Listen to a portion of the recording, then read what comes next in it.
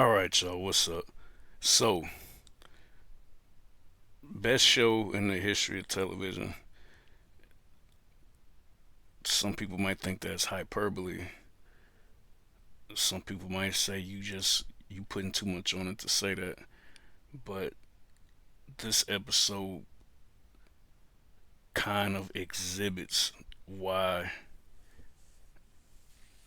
Atlanta is the best thing going in terms of how complex it can be, how funny it can be, how deep it can be. This episode is real deep because once again, they don't give you context a lot. You got this struggling writer with her dog Gizmo, this white woman, and all of a sudden, somebody's interested in her manuscript. And of course, why wouldn't she think it's legit? Somebody's interested in my writing. Um,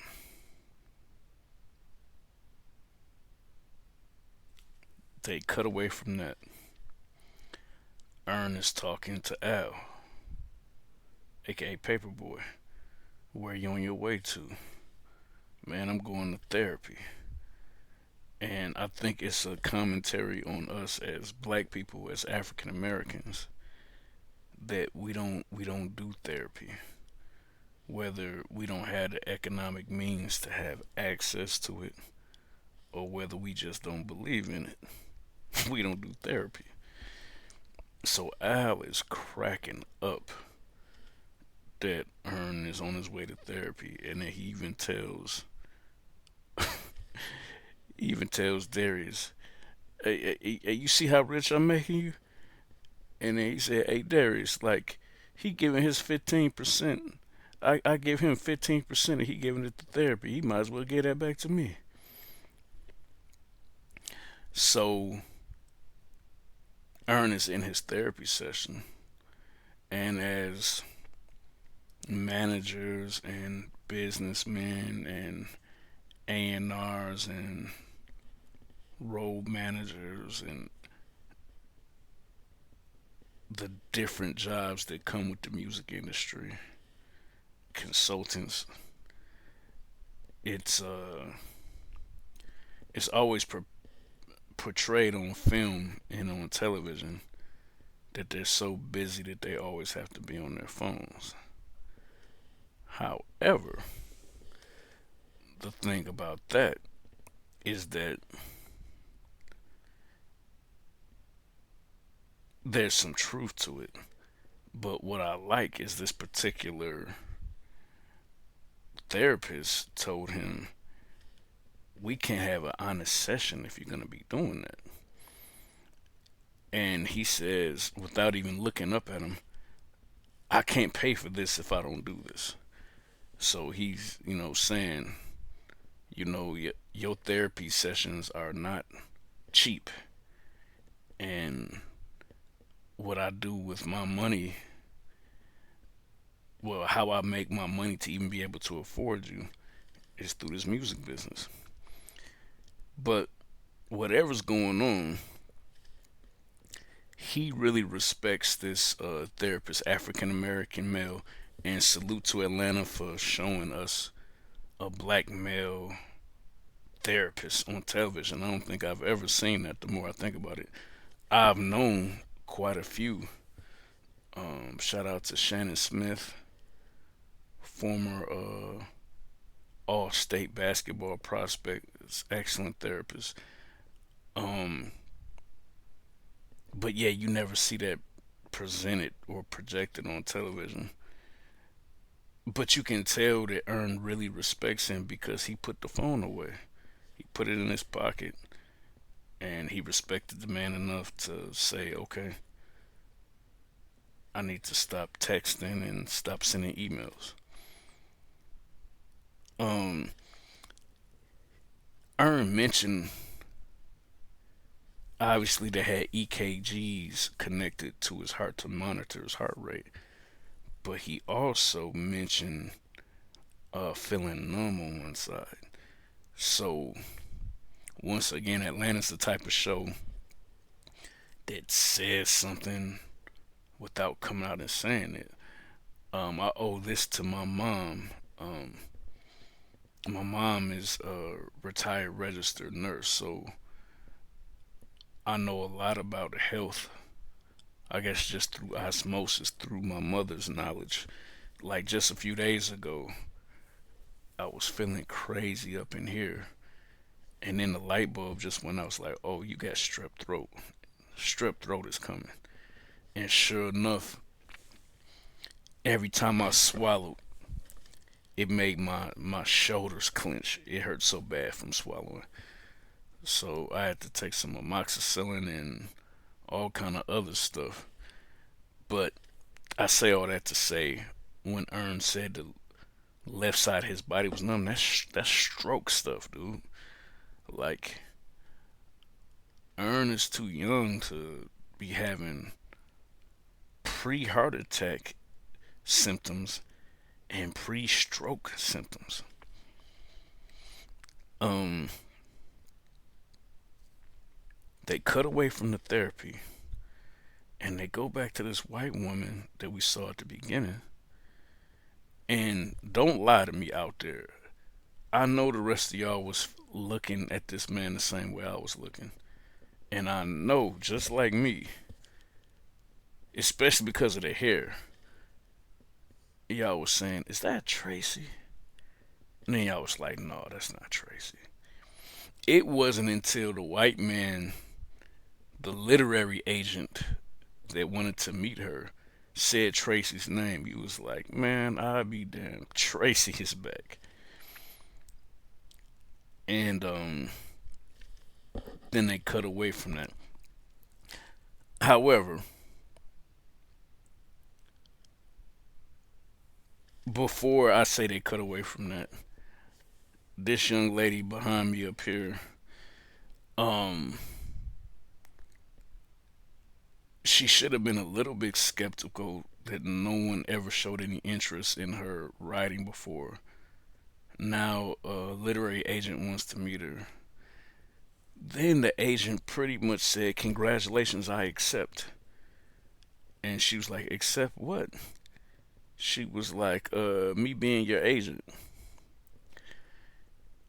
She was so wrapped up in what was happening that she didn't realize that's not how that works. As a writer, as a music artist, as a comedian, whatever, you are the boss. You take a meeting, you decide if someone is going to represent you, if you're going to allow them to represent your financial and commercial interests. It's not the other way around. They don't tell you, "I accept." But I think she was caught up in the fact that she thinks that this is her dream coming true. So she's not questioning the circumstances. However, I would, you know, as hard as I worked in the music business and as hard as I work at writing, you know, either one of them was to come knocking at my door now, I'd be skeptical because I've been doing it since I was 22 years old. So it's like, you let a decade plus pass and now you're interested, I'd be looking at it a little bit different. So we fast forward that and we go back to the therapy session. I'll admit I got a little uncomfortable, and let me know in the comments if you got uncomfortable with me when the therapist got earned that floor pillow, and he said, "Oh, that was really thoughtful." I thought we were going to get into like some type of gay same sex type of interest, and yeah, I was just, it's like I like representation, but it's like just like in every situation, like can't we just have the black man as the therapist and earn, and that's just all it is. But they didn't go there. However, the therapist asked him to talk about Princeton. Princeton was something that they brought up in season one and in season two. Cat Williams brought it up episode one, the Alligator Man episode, and they never really explained to us what happened with Ern at Princeton. And he mentioned that he was a RA.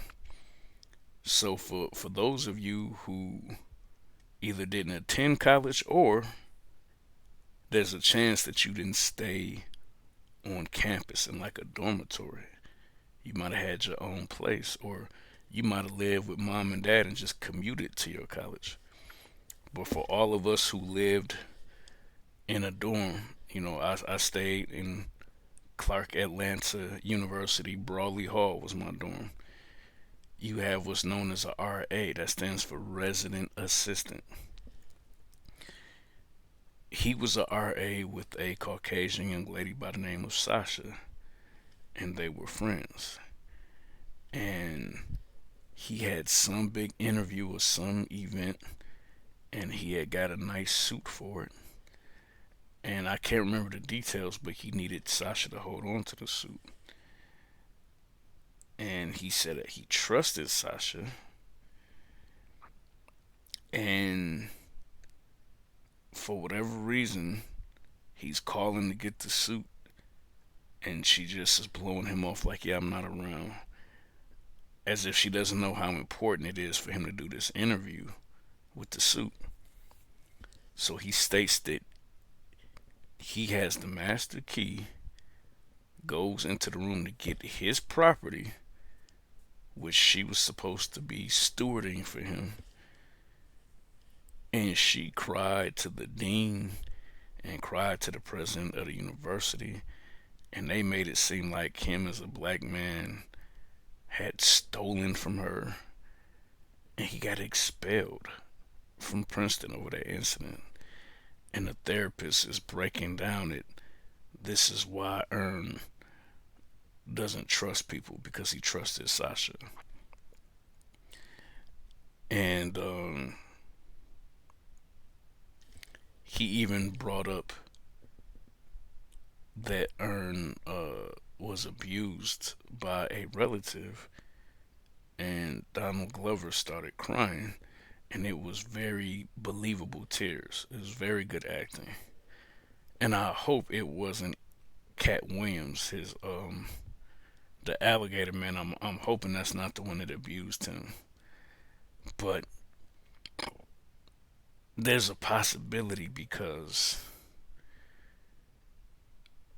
they wouldn't tell us everything, but something either happened between Ern and Cat Williams, or Cat Williams and his mother, who would be his sister.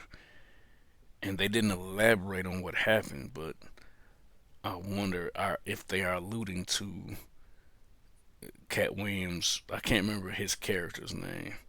Touched him inappropriately. I will hope not. Um,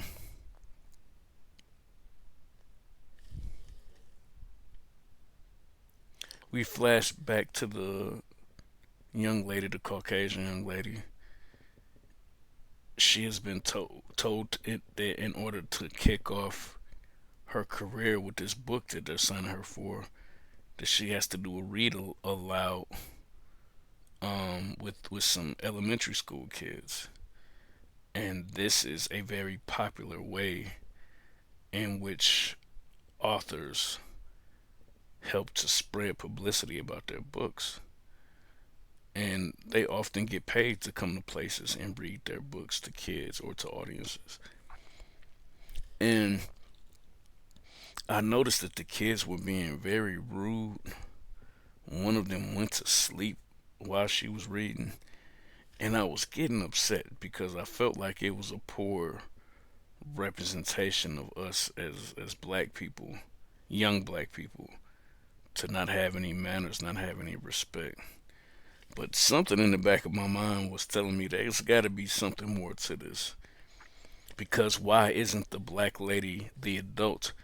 Why isn't she admonishing these kids for behaving like this? Um, and you can call me a simp, whatever you want to call me, but I was really feeling bad, for that white woman up there, just getting disrespected like that. Then it comes out at the bar that Ern says that he paid those kids to sabotage her. That woman, Tracy, was in on it. The white man who expressed interest in her writing, said he wanted to be her literary agent. All of them, it was a ruse, and Ern had paid all of them and was proud of how petty he was. Paperboy got real uncomfortable with that story and Ern's attitude about doing it, so he walked away.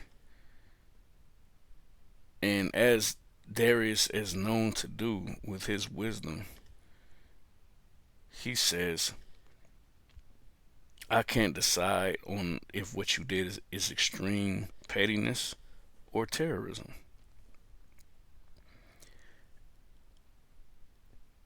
And Ern is trying to smile and laugh it off. Huh, can it be both? No, it definitely can't be both. So, real powerful show in the sense that I don't care what this woman did to Ern in the past. What he did back to her on that day is probably worse, because I thought that they might show a scene where this young lady behind me here took her own life, or when a little cute dog was running into the street. I thought that she was gonna try to follow the dog and then end up getting hit by a car or something. So I'm kind of glad they didn't go that far. But really powerful episode in the sense that you go from feeling bad for Ern because he cried in front of his therapist to thinking, dude, you are a piece of crap. What you did to this woman, regardless of her race, that's terrible what he did. So very powerful episode in the sense that they can make you feel bad for Ern, and then 15 minutes later you like, dude, you a jerk. Jay Spruill, movies, music, sports, and life. Let me know what you thought of this show. That was Atlanta, season 4, episode 2.